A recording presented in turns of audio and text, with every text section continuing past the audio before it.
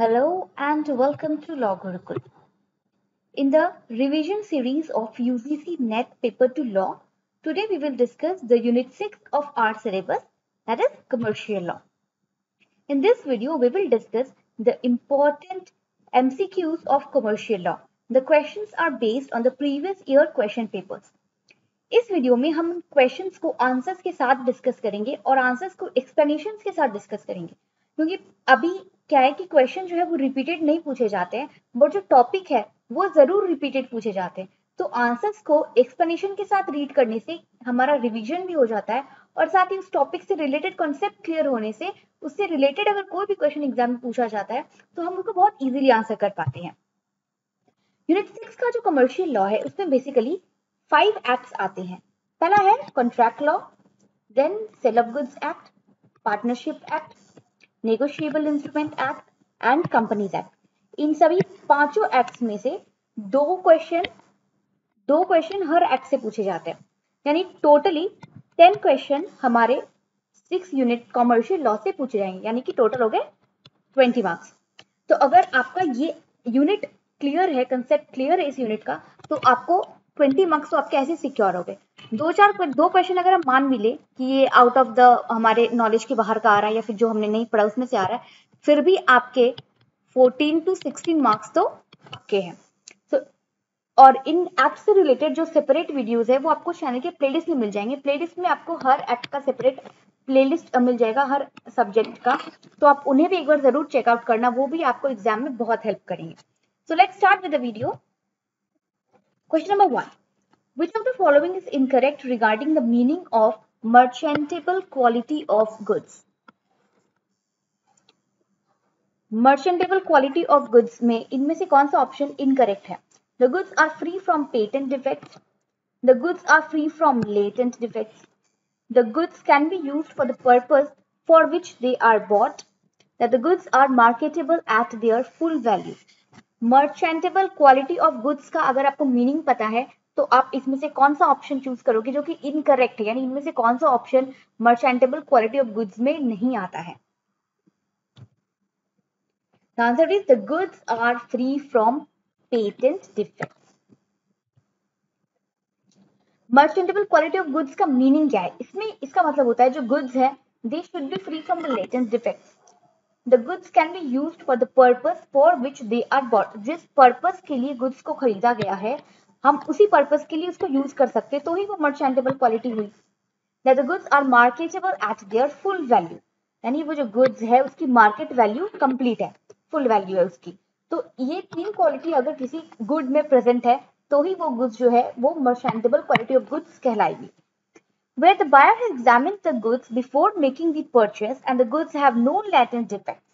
अगर बायर ने गुड्स को प्रॉपरली एग्जामिन किया है परचेज करने से पहले कि गुड्स में कोई लेटेंट डिफेक्ट्स नहीं है, ऑब्वियस सी बात है बायर जब भी कोई गुड्स परचेज करेगा तो उसको प्रॉपरली एग्जामिन करेगा, है ना? तो बायर ने पहले एग्जामिन कर लिया है कि गुड्स में कोई भी लेटेंट डिफेक्ट्स नहीं है। Now if the goods have some defects which can be found by reasonable and ordinary inspection, they are called patent defects. अगर गुड्स में कुछ ऐसे डिफेक्ट्स हैं जो कि रीजनेबल इंक्वायरी या फिर इंस्पेक्शन के बाद हमें पता चलता है, उन डिफेक्ट्स को हम पेटेंट डिफेक्ट्स कहते हैं। So in case of patent defects the seller will not be liable in any manner. Patent defects अगर है गुड्स में तो उसके लिए सेलर लायबल नहीं होगा, यानी कि पेटेंट डिफेक्ट होने से वो गुड्स में डिफेक्ट तो है लेकिन वो मर्चेंटेबल क्वालिटी ऑफ गुड्स में नहीं आता है। कॉन्सेप्ट क्लियर हुआ?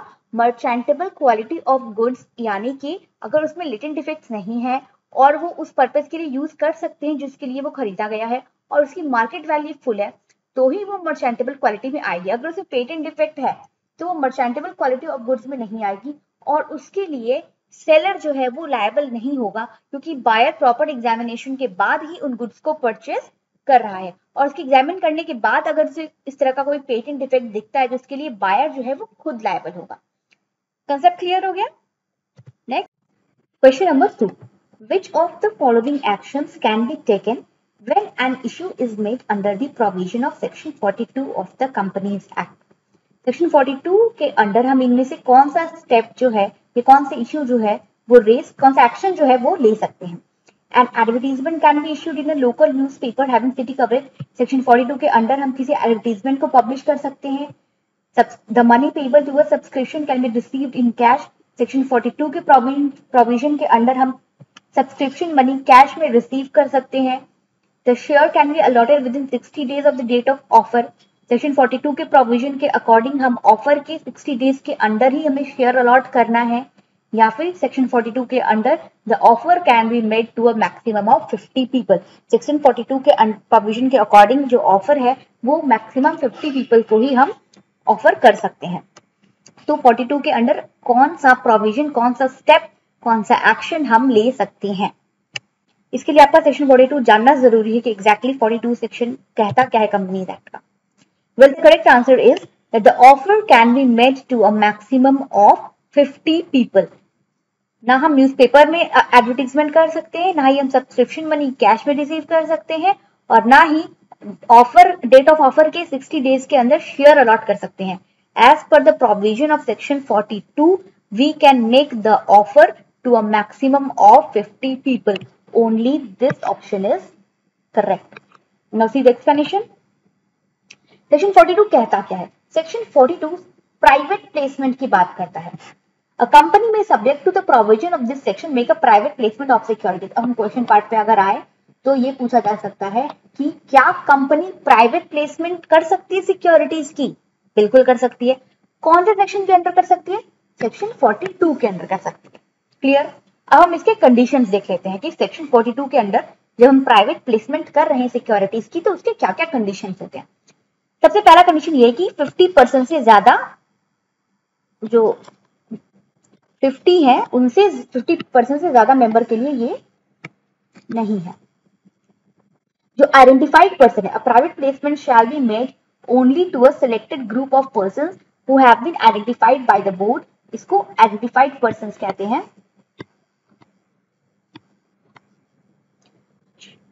whose number shall not exceed 50 or such higher number as may be prescribed।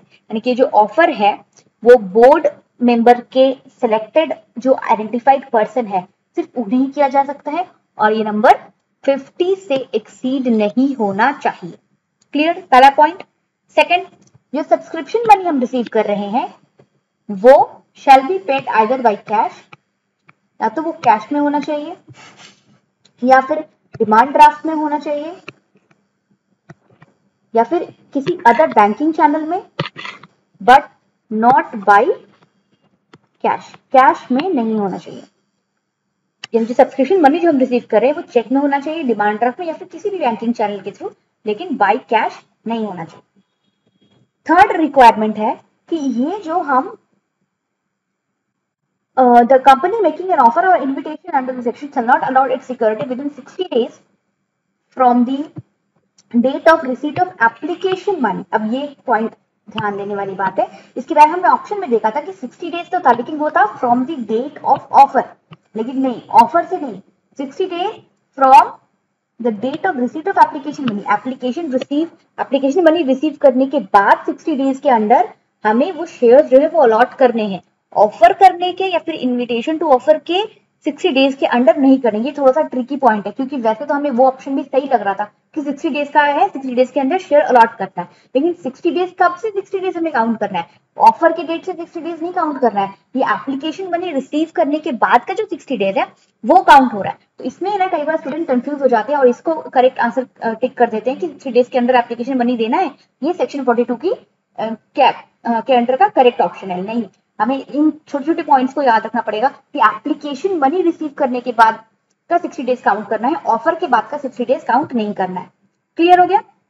Now, no company issuing securities under this section shall release any public advertisement or utilise any media marketing or distribution channels or agents to inform the public at large about such issues. नहीं करना है। No company shall issue, कोई public advertisement allowed नहीं है, क्योंकि ये private placement की बात हो रही है। तो इसीलिए पब्लिक एडवर्टीजमेंट किसी भी मीडिया के थ्रू इन पब्लिक ये अलाउड नहीं है। तो प्राइवेट प्लेसमेंट का कंसेप्ट क्लियर हो गया, कंडीशंस क्लियर हो गए। अब इन कंडीशन से रिलेटेड कोई भी क्वेश्चन अगर आपको पूछा जाएगा, इसे एजर्शन रीजन और एजर्शन की फॉर्म में भी पूछा जा सकता है। तो कंसेप्ट क्लियर है तो ये किसी भी फॉर्म में आ जाएगा, आप बता दोगे। बस ये एक दो ट्रिकी पॉइंट्स को याद करने की आइडेंटिफाइड पर्सन होना चाहिए, ये भी याद रखना है कि अब किन्हें दे सकते हैं, तो वो आइडेंटिफाइड पर्सन को देते हैं और ये आइडेंटिफाइड पर्सन कौन चूज करता है, ये बोर्ड चूज करता है। ठीक है, पॉइंट्स क्लियर हो गया section 42। Now move to the next question, question number 3। In which section of the Partnership Act it is laid down that there can be a partnership in a single or particular business venture? हमें पता है कि partnership act जो है उसमें partnership कर सकते हैं, सिंगल बिजनेस के लिए भी कर सकते हैं या फिर स्पेसिफिक बिजनेस वेंचर के लिए भी कर सकते हैं, लेकिन कौन से सेक्शन में क्लियरली ये बात बताई गई है, सेक्शन 8, 9, 10 या फिर 11? ये सब क्वेश्चन तो बहुत इजी होते हैं, सिंपल आपको क्वेश्चन सेक्शन बताना पड़ता है, तो very easy question.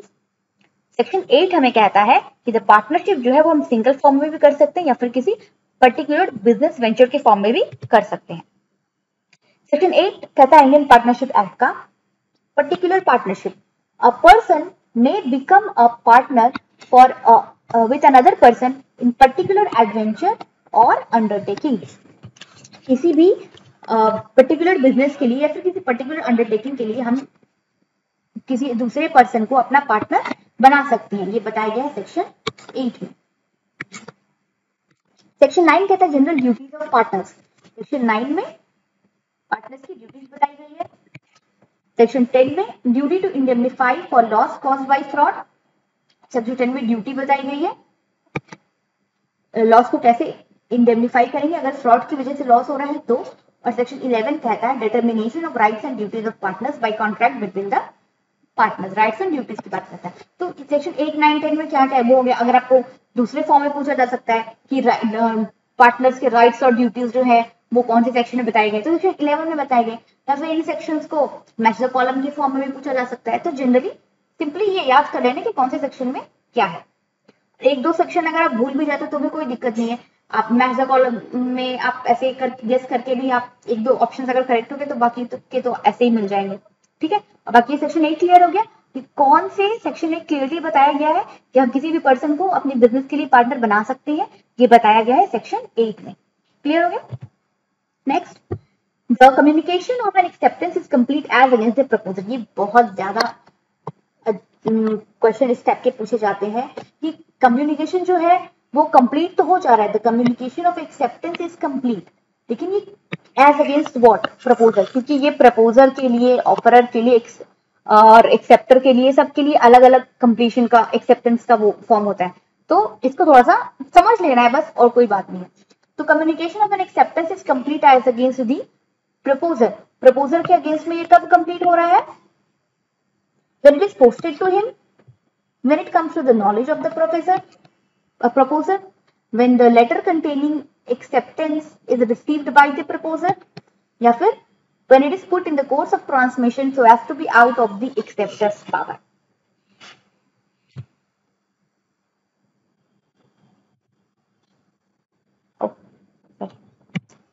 Answer, when the communication of an acceptance is complete as against the proposer, correct answer is option 4. When it is put in the course of transmission so as to be out of the acceptor's power. जब ये transmission में acceptance को हम दे चुके हैं और वो acceptors के पावर के आउट ऑफ द रीच है, तब हम ऐसा मानेंगे कि जो communication of acceptance is complete है as against the proposal. Section 4 कहता है the communication of the offer is complete when it comes to the knowledge of the person it has been made to. Offer का communication तभी complete हो जाता है जब जिस पर्सन को हम ये ऑफर बता रहे हैं उसे ये इसकी जानकारी हो जाती है, यानी जिस पर्सन को हम ये बता रहे हैं उसके नॉलेज में ये बात आ जाती है, तो कम्युनिकेशन ऑफ ऑफर कंप्लीट हो जाता है। ठीक है, अब हम आते हैं कम्युनिकेशन ऑफ एक्सेप्टेंस पे। एक्सेप्टेंस वाला पार्ट कब कंप्लीट होता है, तो ये दो पार्ट में कंप्लीट होता है। पहला तो as against the offeror, offeror के अगेंस्ट में, और दूसरा है एज अगेंस्ट दी एक्सेप्टर। पहले ऑफरर देखते हैं। फॉर द प्रपोजर, ऑफरर यानी कि प्रपोजर दोनों सेम हो गया, ठीक है। Proposer, for the proposer the communication of acceptance is complete when he put such acceptance in the course of transmission. अपना एक्सेप्टेंस का जो लेटर है जैसे उसे ट्रांसमिशन में भेज दिया, after this is out of his hand, यानी ट्रांसमिशन में भेजने के बाद अब वो उसके कंट्रोल में नहीं है उसको स्टॉप करना, so his communication will be completed. तो जैसे ही उसके कंट्रोल के बाहर ट्रांसमिशन हो गया ऑफरर के साइड से, प्रपोजर के साइड से, वो कंप्लीट माना जाता है। Very simple see this example, A accepts the offer of B via a letter। एक लेटर के थ्रू A ने ऑफर को एक्सेप्ट किया। He posts the letter on 10th July and the letter reaches B on 14th। Acceptance letter post हो गया 10 तारीख को और B को मिला 14th को। The communication of the acceptance is completed on 10th July itself। अब ये एक्सेप्टेंस कब कंप्लीट हो रहा है? ऑफरर के अगेंस्ट में 10 तारीख को ही कंप्लीट हो जा रहा है प्रपोजर की तरफ से, क्योंकि उसने अपना एक्सेप्टेंस लेटर जो है वो 10 तारीख को ही पोस्ट कर दिया। यानी 10 तारीख के बाद से अब सिचुएशन उसके हाथ में नहीं है कि वो उसको स्टॉप कर सके, उसको रिवोक कर सके। तो प्रपोजर के साइड से कम्युनिकेशन ऑफ एक्सेप्टेंस तभी कंप्लीट हो जाता है जब उसने अपना लेटर जो है वो ट्रांसमिशन में भेज दिया और जो कंडीशन है वो उसके कंट्रोल में अब और नहीं है। तो ये हो गया ऑफरर वाला पार्ट। नेक्स्ट इज एक्सेप्टर के अगेंस्ट कब कंप्लीट होता है? The communication in case of acceptor is complete when the proposer acquires knowledge of such acceptance.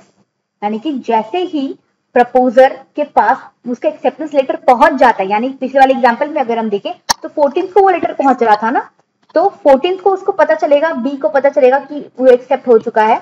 तो 14th is the date when it is completed as against the acceptor। तो ये proposer और acceptor दोनों का point clear हो गया, very easy. तो exam में प्रपोजर का भी पूछा जा सकता है, एक्सेप्टर का भी पूछा जा सकता है, तो आप उसको इजीली आंसर कर पाओगे। जब उसके नॉलेज में आ जाएगा तब एक्सेप्टर के अगेंस्ट कंप्लीट है, और प्रपोजर के अगेंस्ट कब कंप्लीट है? जब उसके ट्रांसमिशन में उसने वो चीज भेज दी तब कंप्लीट है। ठीक है, next, every offence punishable under section 147 of the Negotiable Instrument Act is compoundable, non-compoundable, cognizable, both 2 and 3। Very easy। Compoundable, section 147 of the Negotiable Instrument Act के अंदर जो भी ऑफेंस है वो कंपाउंडेबल होते हैं। सेक्शन 47 कहता है that notwithstanding anything contained in the CRPC, every offense punishable under this act shall be compoundable। Section 147 में क्लियरली बताया गया है कि ये कंपाउंडेबल सेक्शन है, क्योंकि सेक्शन 138 कहता है the dishonour of cheque is a criminal offence. इसमें सीआरपीसी इसलिए कहा गया क्योंकि dishonour of cheque is a criminal offence and is punishable by imprisonment up to 2 years or with monetary penalty or with both. क्योंकि 147 के under तो punish वो है और 138 जो है वो डिसऑनर ऑफ चेक को क्रिमिनल ऑफेंस मानता है। क्रिमिनल सीआरपीसी के अगर कुछ सेक्शंस इसमें इंपोज किए जा रहे हैं तो ये दोनों ही सेक्शंस को कंपाउंड करके हम उस पर ट्रायल कर सकते हैं। 147 को अलग अलग सभी सेक्शंस को ट्रायल करने की जरूरत नहीं है। 147 को हम दूसरे क्रिमिनल जो सेक्शंस है उस पर लगाए गए चीटिंग फ्रॉड के, उनके साथ कंपाउंड करके उनका ट्रायल किया जा सकता है। तो 147 that is the dishonour of the cheque is a compoundable offence. Clear, very easy. Next, which of the following activities cannot be considered as relating to social responsibility under section 135 of the Companies Act? 135 के social responsibility के according इनमें से कौन सी activity नहीं include होती है social responsibility में? Amount spent on activities which only benefit the employees of the company, amount spent to benefit people who are not economically backward, amount spent on activities which only benefit the consumer of the organisation, amount spent on activities which only benefit the supplier of the organization। Section 135 of the Companies Act। ये अगर नहीं भी बता तो भी आप इसको options पढ़ के भी आप बता सकते हो कि जो भी अमाउंट स्पेंड कर रहे हैं हम एक्टिविटीज पे जिसे सिर्फ कंपनी के एम्प्लॉयज बेनिफिट हो रहे हैं तो वो सोशल रिस्पॉन्सिबिलिटी में नहीं आता है, क्योंकि ये सोशल के लिए हम नहीं कर रहे हैं ना, ये तो एम्प्लॉयज के बेनिफिट के लिए कर रहे हैं। तो ये सोशल रिस्पॉन्सिबिलिटी वाले पार्ट में ये ऑप्शन नहीं आता है। बाकी सभी चीजें सोसाइटी से रिलेटेड है तो ये सभी ऑप्शंस करेक्ट है और जो पहला वाला ऑप्शन है वो रॉन्ग है। अभी से हम थोड़ा सा डिटेल में समझ लेते हैं। Boosting profit is no longer the sole business performance indicator for the corporate and they have to play the role of responsible corporate citizen as they owe a duty towards the society। अभी के time पे ये जो concept है social corporate social responsibility का, ये बहुत ज्यादा स्प्रेड हो रहा है, क्योंककि लोगों का ऐसा मानना है कि सिर्फ प्रॉफिट मेकिंग ही बिजनेस का जो है मेन पर्पज नहीं होता है। अगर आप बहुत बड़े बिजनेस में इन्वॉल्व हो तो आपकी ये रिस्पॉन्सिबिलिटी बनती है सोसाइटी के प्रति, आपकी कुछ ड्यूटी है कि आप उस प्रॉफिट को सोसाइटी के लिए यूज करें। तो ये जो कॉर्पोरेट सोशल रिस्पॉन्सिबिलिटी का कंसेप्ट है, ये कंपनीज एक्ट में ऐड हुआ था 135 के अंडर। तो 135 क्लॉज 1 कहता है that every company having the specific net worth या फिर जो टर्नओवर, स्पेसिफिक टर्नओवर या फिर स्पेसिफिक नेट वर्थ अगर है, उसका नेट प्रॉफिट है, तो वो CSR कमिटी स्टैब्लिश करेगा, यानी corporate social responsibility committee establish करेगा। अगर किसी कंपनी का नेटवर्थ एक स्पेसिफिक जो अमाउंट मेंशन है उस उतना है, उसको रीच कर जाता है, तो फिर उसके ऊपर सोसाइटी की रिस्पॉन्सिबिलिटी आ जाती है। ठीक है, सेक्शन 21D जो है कंपनीज एक्ट का रूल्स का, CSR पॉलिसी रूल्स 2014, ये डिफाइन करता है CSR और एक्सक्लूड करता है the following activities from being considered as eligible CSR activities. इन कुछ एक्टिविटीज को एक्सक्लूड करता है कि वो CSR यानी company social corporate social responsibility के कैटेगरी में नहीं आता है। क्या? Activities undertaken in परस्यूएंस of the normal course of the business of the company. और कोई भी एक्टिविटी हम बिजनेस कोर्स के दौरान कर रहे हैं, नॉर्मल कोर्स में कर रहे हैं, तो वो CSR यानी सोशल रिस्पॉन्सिबिलिटी की कैटेगरी में नहीं आएगा। Activities undertaken outside India, India के बाहर की अगर कोई एक्टिविटी है तो भी वो CSR की कैटेगरी में नहीं आएगी। इसमें एक्सेप्शन है for training of Indian sports personnel representing any state और UT at the national level और India at the international level. Exception ये कि अगर हम स्पोर्ट्स की एक्टिविटीज को एक्सक्लूड कर दिया जाए, इसके अलावा कोई भी एक्टिविटी अगर आउटसाइड इंडिया कर रहे हैं तो वो CSR कॉर्पोरेट सोशल रिस्पॉन्सिबिलिटी की पॉलिसी के अंदर नहीं आती है। Contribution of any amount indirectly और directly to the political party under section 182 of the act. अब ये भी है कि कौन से सेक्शन के अंडर पॉलिटिकल पार्टीज को कंट्रीब्यूट कर सकती है कंपनी पैसे, सेक्शन 142 के अंडर कर सकती है। और क्या ये जो डोनेशन है, क्योंकि पार्टीज को ऑब्वियसली डोनेशन ही दिया जा रहा है, जब कंट्रीब्यूट कर रहे हैं मनी, तो क्या वो कॉर्पोरेट सोशल रिस्पॉन्सिबिलिटी में आती है? CSR में वो आती है? नहीं आती है, क्योंकि ये उसके रूल्स में क्लियरली बताया गया है कि contribution of any amount to political party under section 182 of the act is not CSR policy. Activities benefiting employees of the company, अगर कोई भी ऐसी एक्टिविटी करे जैसे कंपनी के एम्प्लॉइज को फायदा हो रहा है तो वो भी कॉर्पोरेट सोशल रिस्पॉन्सिबिलिटी में नहीं आता है। Sponsorship activities for deriving marketing benefits for product, अपने प्रोडक्ट का मार्केटिंग बेनिफिट बनाने के लिए अगर कोई एक्टिविटी कर रहे हैं वो भी नहीं आएगा।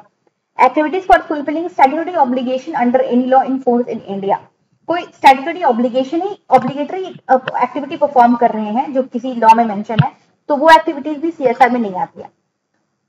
तो ये कंडीशंस है, ये जो ऑप्शंस है, अगर ये सब एक्टिविटीज हम कर रहे हैं और इसे हम सोसाइटी बेनिफिट का नाम दे रहे हैं तो ये गलत है और ये ऑप्शन CSR में अवेलेबल नहीं है। अब इसमें से क्वेश्चन ये पूछा गया था, एक बार और पूछा गया था इसी से रिलेटेड कि कौन से सेक्शन में कंपनीज एक्ट का सेक्शन है जो कि कॉर्पोरेट सोशल रिस्पॉन्सिबिलिटी की बात करता है, तो सेक्शन 135 जो है वो CSR की बात करता है। तो ये क्वेश्चन हो गया।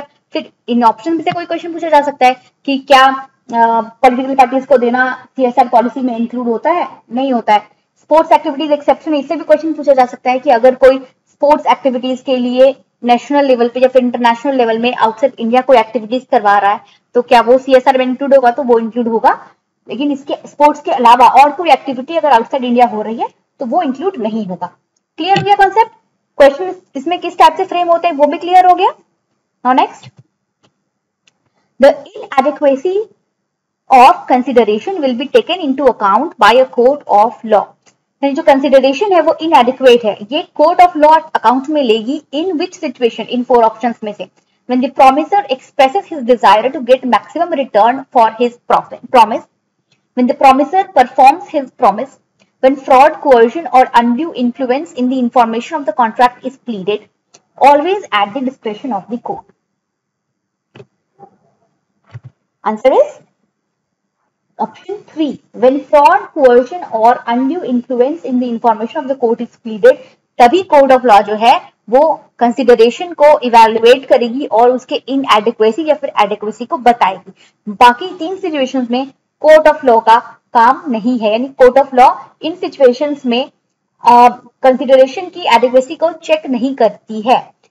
कोर्ट ऑफ लॉ कंसिडरेशन की एडिक्वेसी को तभी चेक करती है जब उस कंसिडरेशन में, उस कॉन्ट्रैक्ट में किसी भी तरह का फ्रॉड, कोएर्शन या फिर अनड्यू इन्फ्लुएंस प्लीड किया जाता है।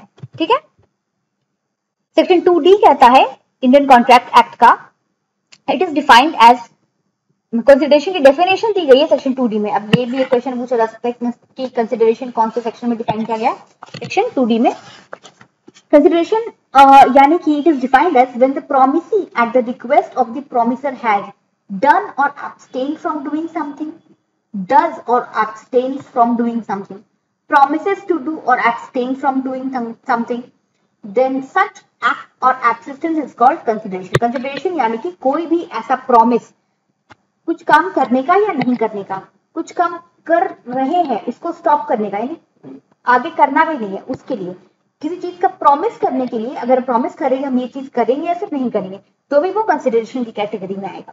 ठीक है। तो एडिक्वेसी ऑफ कंसिडरेशन का मतलब होता है दैट द कंसिडरेशन जो पेड किया गया है it is equal to the value for which it is paid, यानी कि जो काम आप कर रहे हो उसके काम के बराबर ही आपको रिटर्न मिल रहा है। तो कंसिडरेशन अगर मिल रहा है बराबर ही तो उसे हम एडिक्वेसी ऑफ कंसिडरेशन, यानी कंसिडरेशन सेटिस्फाइड है, कंप्लीट है, जितना होना चाहिए उतना है, तो वो एडिक्वेसी ऑफ कंसिडरेशन आ गया। कंसिडरेशन जो है वो मनी के फॉर्म में भी हो सकता है, प्रॉपर्टी के फॉर्म में भी हो सकता है, किसी भी फॉर्म में हो सकता है। इनएडिक्वेट कंसिडरेशन जो है वो वॉइड नहीं है, लेकिन it renders the contract unenforceable because of the improper bargaining और बाय इटसेल्फ। ये कॉन्ट्रैक्ट को अनएनफोर्सेबल बना देता है। वॉइड नहीं है इनएडिक्वेट कंसिडरेशन, लेकिन ये कॉन्ट्रैक्ट को वॉइड अनएनफोर्सेबल बना देता है क्योंकि इसमें जो बार्गेनिंग पावर है कंसिडरेशन को वैलिडेट करने की वो करेक्ट नहीं है। ठीक है। सेक्शन 25 कहता है इंडियन कॉन्ट्रैक्ट एक्ट का that any agreement without consideration is void. इसमें कुछ एक्सेप्शंस भी है, unless it is in writing and registered और is a promise to compensate for something done और is a promise to pay a डेब्ट barred by the limitation. अगर ये exceptions के अलावा कोई भी अग्रीमेंट विदाउट कंसिडरेशन वॉइड है। सेक्शन 25 के एक्सप्लेनेशन 2 में ये बताया गया है that an agreement to which the consent of the promisor is freely given is not void merely because the consideration is inadequate। अब इसको थोड़ा सा समझने वाली बात है। सेक्शन 25 ये कहता है कि अगर कंसिडरेशन जो है वो कंसेंट जो है वो फ्रीली नहीं दिया गया है तो भी वॉइड नहीं कहलाएगा क्योंकि द कंसिडरेशन जो है वो इनएडिक्वेट है। इनएडिक्वेसी की बात तब आती है, यानी कोर्ट ऑफ लॉ जो है इसे तब कंसिडरेशन में लेता है इस पॉइंट को, when the consent of the promisor was freely given. वही वाला ऑप्शन हो गया कि अगर अमाउंट जो है वो इनएडिक्वेट है, वो आपकी बार्गेनिंग पावर पे डिपेंड करता है ना कि आप कितना उनसे अपने काम के बदले में लोगे। वो एडिक्वेट नहीं तब होगा जब आपका कंसेंट फ्री नहीं है। अगर आपको डरा धमका के, यानी कि सपोज आप सिंपल सा एग्जांपल देख लो ये वाला, A agrees to sell a horse worth rupees 1000 for ₹10। A agree कर लिया कि उसने 1000 रुपए को घोड़े को 10 रुपए में बेचना है। A denies that his consent to the agreement was freely given. अब ए कह रहा है कि उसने जो कंसेंट दिया था 1000 रुपए का हॉर्स 10 रुपए में खरीदने का, ये कंसेंट उसने फ्रीली नहीं दिया था। तो inadequacy of the consideration is a fact which the court should take into account in considering whether or not his consent was freely given। अब कोर्ट इसमें इस बात पे कंसीडर करेगा, inadequacy को इसलिए कंसीडर करेगा क्योंकि उसका जो कंसेंट है वो फ्रीली दिया गया था या नहीं दिया गया था, ना कि इस पर डिसाइड करेगा कि वो 1000 रुपए का घोड़ा 10 रुपए में क्यों खरीद रहा है। मैटर क्लियर हो गया ना कि आपकी बार्गेनिंग पावर पे डिपेंड करता है कि आप कौन सा सामान कितने में खरीद रहे हैं, उसमें कोर्ट कुछ नहीं कर सकता। अमाउंट इनएडिक्वेट तो ये भी है, this is also inadequacy of consideration कि 1000 रुपए का सामान आप 10 रुपए में खरीद रहे हो। लेकिन कोर्ट कब इंटरफेयर करेगा? कोर्ट तब इंटरफेयर करेगा जब आपका जो कंसेंट है वो फ्रीली गिवन नहीं है। क्लियर हो गया? अगर आप बाद में ऐसे करोगे कि नहीं मुझे तो पता नहीं था, इसलिए आप कोर्ट ऑफ लॉ में जाओगे कि मेरे से जो कंसिडरेशन जो मुझे मिला है वो इनएडिक्वेट है, लैक ऑफ नॉलेज की वजह से मुझे मिला है या फिर मुझे पता नहीं था, तो ये सब चीजों को कोर्ट कंसीडर नहीं करेगा। इस केस में कोर्ट इनएडिक्वेसी ऑफ कंसिडरेशन तभी कंसीडर करता है जबकि कंसेंट जो है वो फ्रीली गिवन नहीं है। अब ये भी याद रखना है कि किसमें ये बात कही गई है, एक्सप्लेनेशन 2 में ये बात कही गई है, ये भी एग्जाम में पूछा जाता है, एक्सप्लेनेशन का नंबर भी पूछा जाता है कि कौन से एक्सप्लेनेशन में ये कोर्ट ऑफ लॉ की में ये बताया गया है कि कोर्ट ऑफ लॉ जो है वो कंसेंट को कंसीडर करता है इनएडिक्वेसी ऑफ कंसीडरेशन को कैलकुलेट करने के लिए। तो सेक्शन 25 के एक्सप्लेनेशन 2 में बताया गया है। क्लियर हो गया? इससे रिलेटेड क्वेश्चन आएगा तो आप आंसर कर पाओगे। No next, which one of the following statement is correct? अब इनमें से कौन सा स्टेटमेंट करेक्ट है? Very easy question. The Sale of Goods Act does not apply if the exact price is not mentioned in the contract. The act not only applies to the contract for the sale of goods where ownership is to be transferred immediately the contract is made. The act applies to contract for the sale of goods where ownership is to be transferred immediately from the seller to the buyer and to the contract where the seller agrees to transfer ownership at a later date or a contract for the sale of goods must be written. इनमें से कौन सा statement correct है? Answer is 3। Sale of goods act जो है वो तभी उन्हीं कॉन्ट्रैक्ट्स पर अप्लाई होता है, apply to the contract for the sale of goods जहां पर ओनरशिप जो है वो इमीडिएटली ट्रांसफर हो जाती है from the seller to the buyer, और जो कॉन्ट्रैक्ट है and to contract where the seller agrees to transfer the ownership as a later date, या फिर कोई भी ऐसा कॉन्ट्रैक्ट जिसमें ओनरशिप बाद में भी ट्रांसफर कर सकते हैं। ये सभी कॉन्ट्रैक्ट जो है वो डील होता है under the sale of goods act 1979। The Sale of Goods Act applies to the agreement to sell where ownership passes at later date, यानी बाद में भी अगर आप ओनरशिप ट्रांसफर कर रहे हैं, नो इश्यूज, वो सेल ऑफ गुड्स के अंदर ही आएगा। Where a price is not specified, then the buyer must pay a reasonable price। और अगर प्राइस स्पेसिफिक नहीं है और ओनरशिप ट्रांसफर हो रही है तो जो प्राइस है वो रीजनेबल प्राइस आपको देना पड़ेगा। बेसिक है ये सेल ऑफ गुड्स एक्ट का, ठीक है। Next is which act gives the court power to disqualify someone from being a director if they have been guilty of fraudulent trading or have been participating in wrongful trading। अगर company का कोई भी director इस तरह की किसी fraudulent trading में involve है तो उसे किसके अंडर डिस्क्वालीफाई किया जाएगा? कोर्ट के पास पावर है कौन से एक्ट के अंडर उसे डिस्क्वालीफाई करने का? Fraudulent trading act 2006, companies act 2006, insolvency act 1986 या फिर company director disqualification act 1986। Very easy, companies director disqualification act, क्योंकि क्वेश्चन में क्लियरली बताया पूछ रहा है कि पावर टू डिस्क्वालीफाई समवन, तो अगर डिस्क्वालिफिकेशन की बात कर रहे हैं तो वो डिस्क्वालिफिकेशन एक्ट में डिटेल में बताया गया है, तो उसे डिस्क्वालिफिकेशन एक्ट के अंडर ही हम डिस्क्वालीफाई कर सकते हैं। कोर्ट के पास ये पावर है उसे डिस्क्वालीफाई करने की। The Company Directors Disqualification Act 1986 was introduced partly to prevent the directors of the failed companies being able to walk away from the failed company without any personal liability towards the creditor and start a new company carrying on a very similar business। ये act तब introduce हुआ था क्योंकि जो directors थे वो failed business को ऐसे ही छोड़ करके दूसरे सेम सिमिलर बिजनेस में इन्वॉल्व हो जाते थे और उसके क्रेडिटर्स को नुकसान होता था क्योंकि बिजनेस बंद हो गया, काम छोड़ के वो नया काम शुरू करे तो क्रेडिटर्स को तो नुकसान हो जाता था। इसी नुकसान को रोकने के लिए ये डिस्क्वालिफिकेशन एक्ट जो है वो बनाया गया था। The court has a discretionary power to disqualify persons as director for various reasons, and in some circumstances, it must disqualify them। तो इस एक्ट में ऐसे सिचुएशंस बताए गए हैं जहां पर कोर्ट के पास ये पावर है कि वो पर्सन को डायरेक्टर के पोजीशन से डिस्क्वालीफाई कर सकता है with valid on valid ground, और उसकी बहुत सारी रीजंस जो है वो इस एक्ट में बताए गए। तो इस एक्ट का मेन पर्पस यही था क्रेडिटर्स की गुडविल को बचाना, ठीक है। Next question, where there is an anticipatory breach of contract, when is the injured party first entitled to sue? जब anticipatory breach of contract की बात आ रही है तब injured party जो है वो कब sue कर सकता है, कब केस कर सकता है? Only after reasonable time from the date the other party indicates their intention not to complete the contract, from the date that the other party fails to actually perform their part of the contract. If it is an anticipated breach of contract, the injured party has no right to sue for the breach of contract। यानी कि contract actually breach हुआ नहीं है, anticipate किया जा रहा है, जैसे एंटिसिपेटरी ब्रीच ऑफ कॉन्ट्रैक्ट, ऐसा अज्यूम किया जा रहा है कि कॉन्ट्रैक्ट जो है वो ब्रीच हो चुका है। तो इस सिचुएशन में इंजर्ड पार्टी कब केस फाइल कर सकता है? At what point of time? The injured party can sue from the date the other party indicates their intention not to complete the contract. मेरे इंटेंशन में है वहां सफिशिएंट नहीं है, जैसे ही दूसरे पार्टी की किसी भी एक्टिविटी से हमें ये क्लियर हो जाता है कि उसकी इंटेंशन नहीं है इस कॉन्ट्रैक्ट को कंप्लीट करने की, तब हमारे पास ये राइट आता है कि हम कोर्ट में एंटिसिपेटेडली ब्रीच ऑफ कॉन्ट्रैक्ट के लिए सू करें। ठीक है, रीजनेबल टाइम की बात नहीं, सिर्फ मेरे एंटिसिपेशन से कुछ नहीं होता है।